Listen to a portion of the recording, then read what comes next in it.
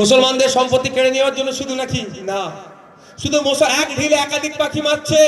শুধু মুসলমানদের সম্পত্তি কাড়ার লক্ষ্য নয়, ওই যে ভ্যালুয়েবল প্রপার্টি গুলো যে কটা পুরাতন শহর আছে, কলকাতা, মুম্বাই, বেঙ্গালোর, গুজরাট, দিল্লি, হরিয়ানা, সারা ভারতবর্ষে যত পুরাতন শহর আছে খোঁজ নিয়ে দেখুন, 10টা যদি মোস্ট ভ্যালুয়েবল প্রপার্টি থাকে তার মধ্যে 2-4টে ওয়াকফের প্রপার্টি আছে।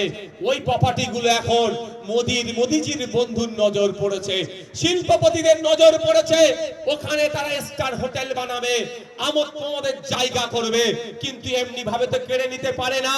তাই মোদির বন্ধুর পছন্দ হয়েছে, বন্ধুকে গিফট করার জন্য মোদিজি এখন আইনের মাধ্যমে কাটতে চাইছে। কিন্তু এই কাঁড়াটা শুধু মুসলমানদের আঘাত দিচ্ছে না, ইন্ডিয়ান এভিডেন্স অ্যাক্ট থেকে শুরু করে বিভিন্ন আইনকে আঘাত দিচ্ছে, সংবিধানের একাধিক ধারাতে আঘাত দিচ্ছে। তাই আমরা সংবিধান প্রেমী মানুষেরা সংবিধানকে প্রোটেক্ট করার জন্য, রক্ষা করার জন্য এর যেমন প্রতিবাদ করছি, কিন্তু আমরা আগামী দিনেও দেখছি আজকে এরা ওয়াকফের সম্পত্তি লুট করছে, কালকে এরা গুরুদুয়ারার সম্পত্তি লুট করবে, পরশুদিন এরা জাহেরস্থানের সম্পত্তি লুট করবে, তারপরের দিন এরা গরম থানের সম্পত্তি লুট করবে, তারপরের দিন এরা গির্জার সম্পত্তি লুট করবে, এরপরে তারা হিন্দু সমাজের ধর্মীয় সম্পত্তিগুলোকে, এই মন্দিরের দেবদেবীর নামে সম্পত্তিগুলোকে লুট করার চেষ্টা করবে। তাই শুরুতেই যদি না একে আটকে দেওয়া যায়, এর আগ্রাসী এই ফ্যাসিস্ট সরকার একটাও ধর্মস্থানের জায়গা সুরক্ষিত রাখবে না, সবটাই এরা ব্যক্তিগত স্বার্থ চরিতার্থের জন্য দখল করে নেবে নতুন আইনের মাধ্যমে। গত কয়েকদিন আগে দেখছিলাম যে বিভিন্ন পেপার পত্রিকাতে, বিভিন্ন সোশ্যাল মিডিয়ার মাধ্যমে দেখতে পাচ্ছিলাম যে আরএসএস এর সদর দপ্তর দিল্লিতে আছে, তাদের গাড়ি পার্ক করার মতো জায়গা পাচ্ছিল না। 1400 বছরের নাকি 140 বছর, প্রায় 140 বছরের, সরি 1400 নয়, 140 বছরের পুরাতন একটি মন্দিরকে তারা ভেঙে চুরমার করে দিয়ে, উড়িয়ে দিয়ে ওই জায়গাটাকে খালি করে এদের গাড়ি পার্কিং এর জায়গা করছে।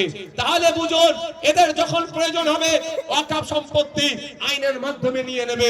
এদের প্রয়োজন হয়েছে গাড়ি পার্কিং করব, মন্দির ভেঙে গুড়িয়ে দিয়ে গাড়ি পার্কিং করছে। এরা এই রাজনীতি করে। তাই আমাকে আপনাকে সজাগ সতর্ক হতে হবে। এখানে হিন্দু মুসলমান দলিত আদিবাসীর ব্যাপার নয়, এখানে আমাদের জনগণের ব্যাপার, নাগরিকের ব্যাপার দাঁড়াচ্ছে। ঐক্যবদ্ধ হতে হবে, দলবদ্ধ হতে হবে। সামনে 2026 সাল আসছে, এর জবাব আমরা গণতান্ত্রিক প্রক্রিয়াতে দেব, সেই জায়গা আপনাদের আছে। দেখুন, সংবিধান আপনাকে পাওয়ার একটা দিয়েছে, সবথেকে বড় অস্ত্র সংবিধান আপনার হাতে তুলে দিয়েছে। আর্টিকেল 326 ইটস মিন আপনাকে ভোটদানের পাওয়ার দিয়েছে। মোদিজির একটা ভোটের যত ক্ষমতা, নওশাদ সিদ্দিকী এমএলএ একটা ভোটের অতটাই ক্ষমতা, মমতা ব্যানার্জি রাজ্যের চিফ মিনিস্টার, ওনার ভোটের অতটাই ক্ষমতা, আর আপনারা যারা চটে বসে আছেন আপনাদেরও ভোটের একই ক্ষমতা। এটাই আমাদের ডেমোক্রেসি, আমাদের মহান সংবিধানই পাওয়ার দিয়েছে।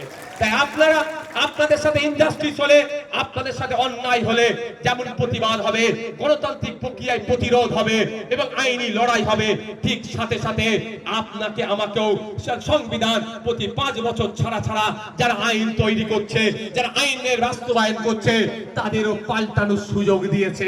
তাই আমরা প্রতিবাদ করব, প্রতিরোধ করব গণতান্ত্রিক প্রক্রিয়ায়। আগামী 5 বছরের জন্য 2026 সালে আমাদের কাছে সুযোগ আসছে। ভাঙর যে আশার বীজ বপন করেছে, সেই বীজ আজকে গাছে পরিণত হয়েছে। শুধু ফলের অপেক্ষা। ভাঙর ফল দেবে, ক্যানিং ফল দেবে, ঘুটিয়ার সেই ফল দেবে, বাসন্তী ফল দেবে, দার্জিলিং ফল দেবে, জঙ্গলমহল ফল দেবে। সুস্থ সমাজ ব্যবস্থা একটা গড়ে তুলবো। সেই সুন্দর সমাজ ব্যবস্থা, সেই সকালে নারী তার অধিকার নিয়ে মাথা